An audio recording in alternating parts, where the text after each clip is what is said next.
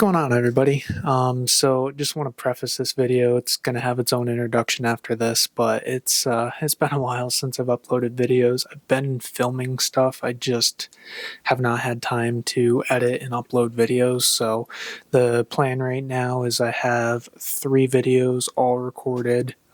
Just gotta work on editing them. So this is gonna be the first one because this is the oldest video. But yeah, I got some good videos of stuff I've been working on. Just got to get them all worked out and just start posting them and uploading. Got to just get back into uploading more and posting more content of what I'm working on with the vehicle and what's going on. So we'll get into this video, and then I got some more stuff coming out. Probably, edit everything, but I'll upload them a little bit spaced apart to, I don't know, make it look like I'm putting out some more content and, working on stuff, even though it's been a span.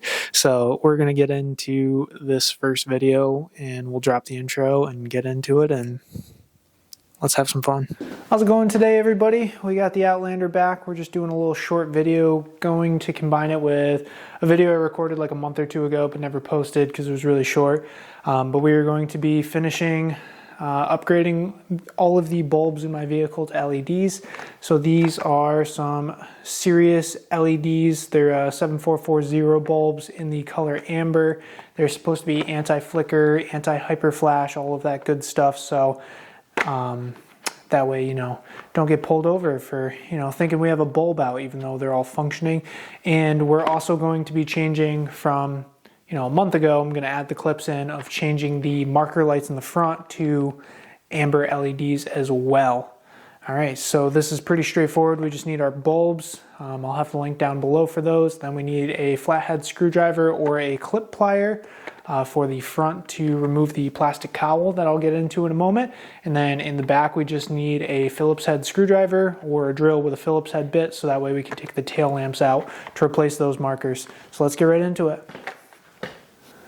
All right, so first we're going to remove the little plastic clips. Mine are changed out because I was doing some stuff earlier and broke them. So my clips are a little different, but still you can generally use a flathead screwdriver, or even if you have clip pliers to remove these, you just get under them. We can pop that out. And then the bulb itself is right here. We can kind of just reach down in there, turn it counterclockwise to pop the housing out. Ooh, that's pretty tight down there, but we can get it out.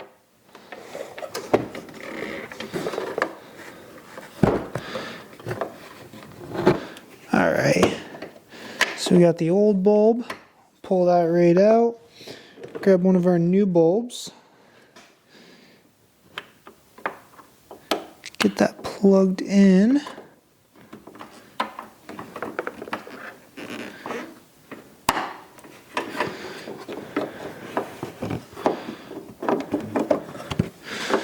And then we're just going to feed it back into the housing.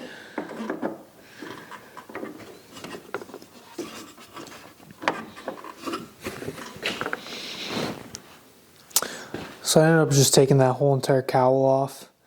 Because I'll be honest, I had to fiddle around with this a lot more than I was expecting to. But basically, since these bulbs are so much longer than the factory bulbs, I had to fiddle it in there and then lift up so you could angle the bulb to fit it in the socket perfectly. But then once you get it in, just screws right in. So I'm going to go over and do the driver's side real quick, and then we'll get to the rear. This right here kind of explains why I had a hard time in the front. If you look at the size comparison of these things, the LED is a lot bigger, so I just had to get it at a specific angle. Couldn't get it in, and I had to reach the back to fit it in the front. I know the rear is going to be a lot easier, but just kind of a warning if anybody's buying these bulbs for any application, they are a little difficult based just solely on the size. Here's a little side-by-side. That is the passenger side with the halogen versus the driver's side that has the LED in. So let's swap this LED out and then we'll get to the rear. So changing the rear out is pretty simple. Just need a Phillips head screwdriver. We got 2 bolts right here. Oh, maybe.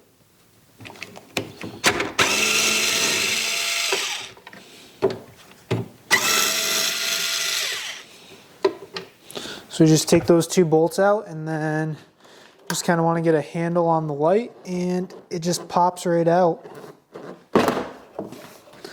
like that. And then the blinker light is this bottom one. The top one runs the LED brake lights. So the bottom one is the blinker that we want. You just turn it, pop that bulb out, pop the new one back in, and then so we got the LED bulb. Just gonna swap it out, take that halogen bulb out, put the LED in.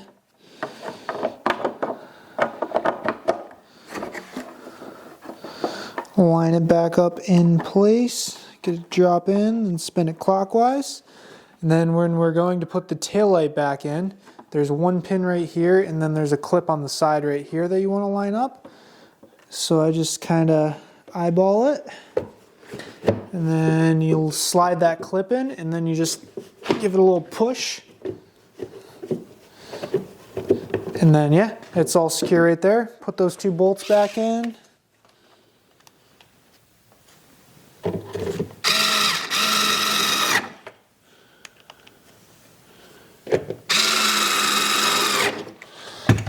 And we're good to go. Taillight's back in, blinkers in. We'll test the functionality. Here's a little comparison shot of LED on the driver's side and halogen on the passenger side in the rear. Now we're done with the LED blinkers. We're going to cut to changing the side markers to LEDs, and then that's going to complete the LED conversion of my vehicle. All of the lights, interior and exterior, are now going to be converted to LEDs. So we're just going to reach in there. There we go. Counterclockwise.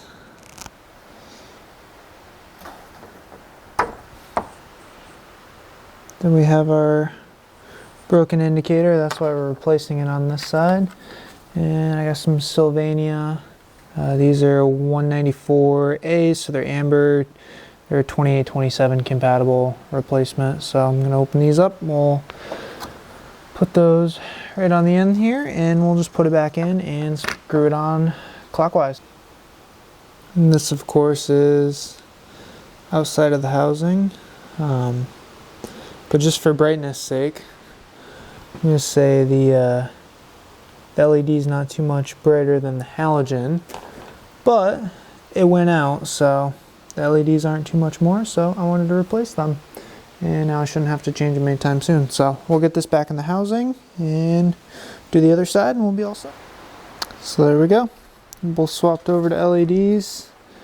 It's pretty hard to, can't really film because I can't get my camera down in there.